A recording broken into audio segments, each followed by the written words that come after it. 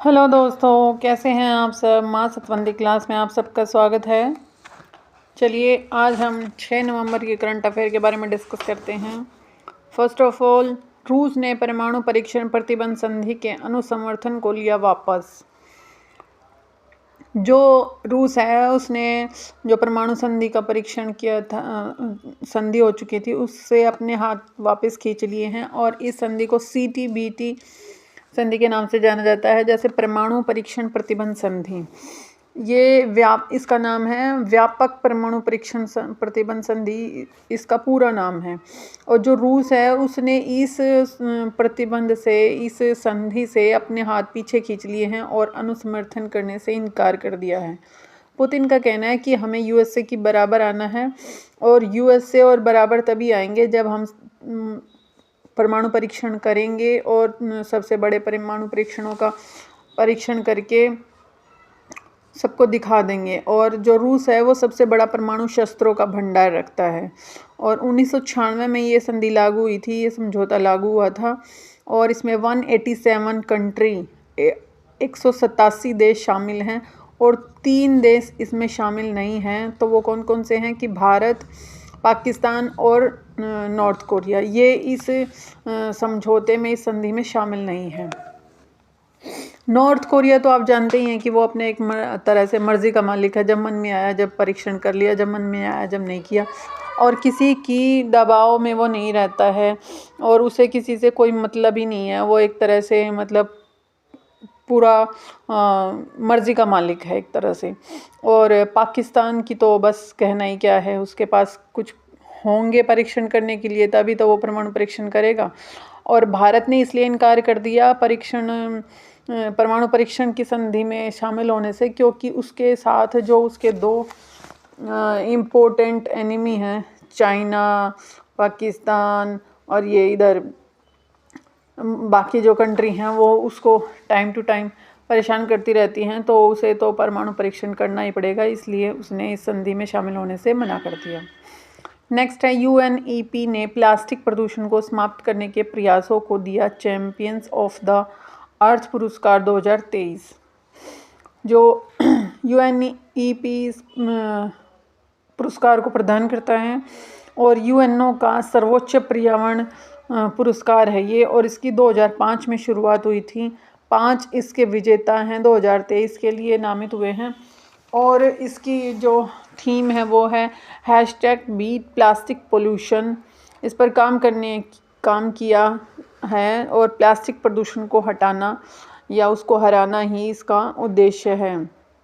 और जो भारतीयों में से किसको ये पुरस्कार मिला है, तो पूर्णिमा देवी वर्मा हैं, जो भारत की हैं। उनको ये पहली भारतीय हैं जिसको ये पुरस्कार मिला है। नेक्स्ट है, फ्रांस के वैज्ञानिकों ने व्हाइट हाइड्रोजन के भंडार की खोज की। ये जो फ्रांस के वैज्ञानिक हैं, ये खोजने तो कुछ और ही गए थे, लेकिन इनको मिल कुछ और ही गया। ये बाय चांस या बाय मिस्टेक ये खोज हो गई है। आप भी सोचेंगे कि ऐसा क्या बोल रहे हैं मैम, लेकिन ये सच है। और जो भंडार हैं, इस वाइट हाइड्रोजन के भंडार की खोज फ्रांस में हुई है और बाय मिस्टेक ये खोज हो चुकी है।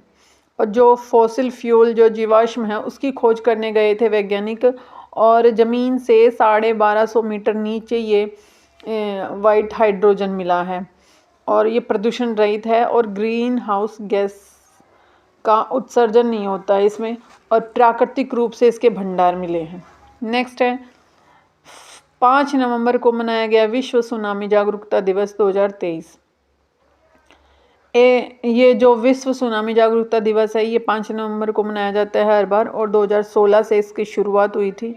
और भूकंप के कारण समुद्र में उठने वाली लहर, जो भूकंप के कारण उठती है, हर समुद्र में उठने वाली लहर सुनामी नहीं होती है। जो भूकंप के कारण समुद्र में उठने वाली लहर होती हैं वो सुनामी कहलाती हैं। और जो ये वर्ड है सुनामी, ये जापानी वर्ड है और ये टी से शुरुआत इसकी होती है, टी सुनामी। कोई लोग इसको टी सुनामी भी बोलते हैं, लेकिन इसमें टी साइलेंट रहता है और सुनामी इसको बोला जाता है।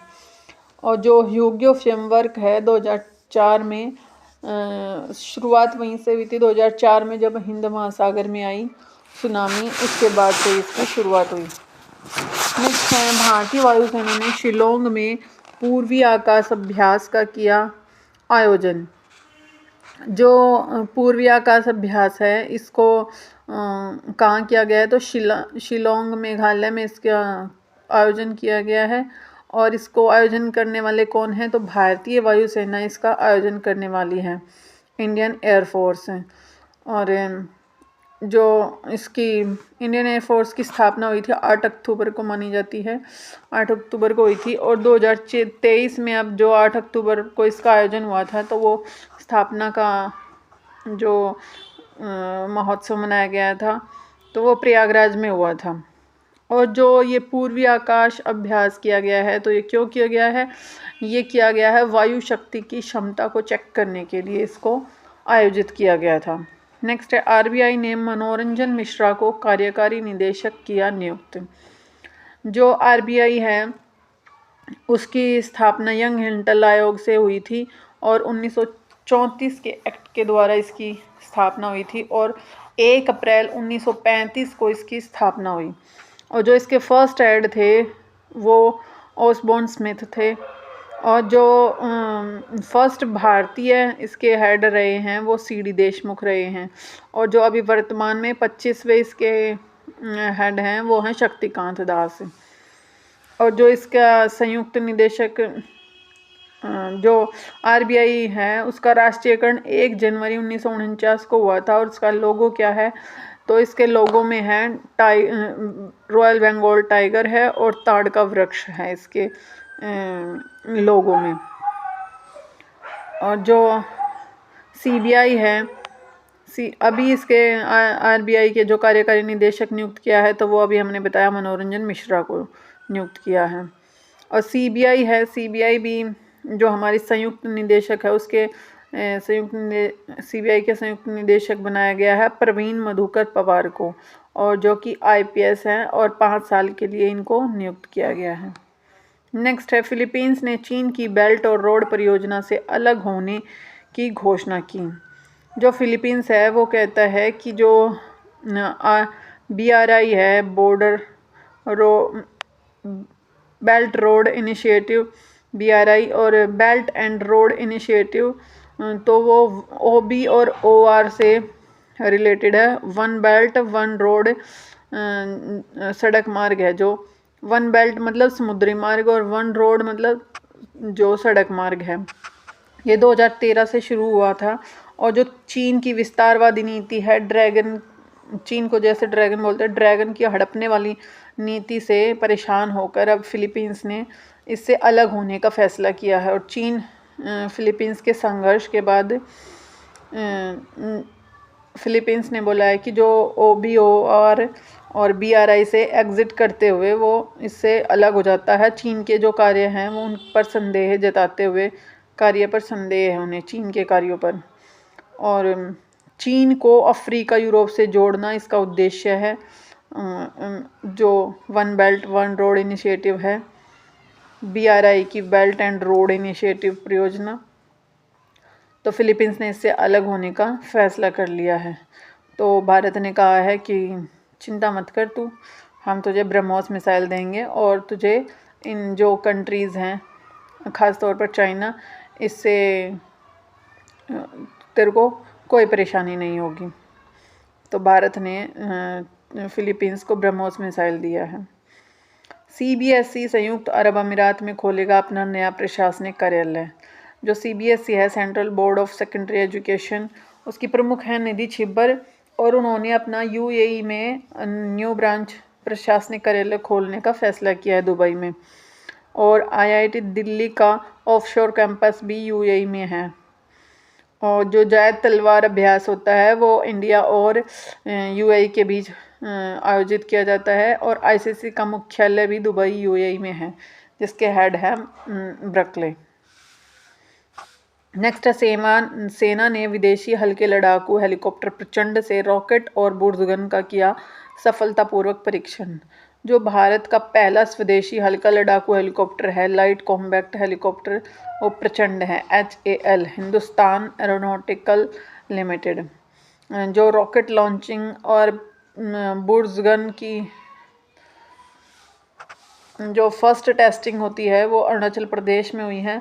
और LCA जो तेजस है, लाइट कॉम्बैक्ट एयरक्राफ्ट है, वो हेलीकॉप्टर की, वो हमारा तेजस है LCA। और जो हेलीकॉप्टर निर्माण की सबसे बड़ी कंपनी है वो तुमकुर कर्नाटक में है। नेक्स्ट है भारतीय नौसेना की सबसे बड़ी नौकायन चैंपियनशिप रेगाटा मुंबई में हुई प्रारंभ। जो भारतीय नौसेना की है, नेवल शिप की है, नौसेना की जो सबसे बड़ी नौकायन चैंपियनशिप शुरू हुई है वो मुंबई महाराष्ट्र में प्रारंभ हुई है। और ये बिगेस्ट सेलिंग चैंपियनशिप है जिसका नाम है रेगाटा। नेक्स्ट है IIT गांधीनगर में होगी ऑस्ट्रेलिया और भारतीय शिक्षा और कौशल परिषद की पहली बैठक। और नासा अपोलो अंतरिक्ष यात्री थॉमस केनेथ मैंटेगनी द्वितीय का 87 वर्ष की आयु में हुआ निधन। तो ये थी आज की हमारी करंट अफेयर। और 6 नवंबर की करंट अफेयर आपको कैसी लगी? आज की करंट अफेयर के बारे में आप हमें कमेंट करके ज़रूर बताएं। और ये ज़रूर बताएं कि आप ये वीडियोस कहाँ से देख रहे हैं। और आप हमारी वीडियोस को ज़्यादा से ज़्यादा लाइक करें और शेयर करें। अगर आपको कुछ प्रॉब्लम आती है पढ़ाई में या समझने में, किसी भी वर्ड को समझने में, तो आप हमें कमेंट करके ज़रूर बताएं। और अगर इसमें हम कोई सुधार कर सकते हैं तो उसके बारे में भी आप हमें ज़रूर शेयर करें। थैंक यू दोस्तों, हैव अ नाइस डे।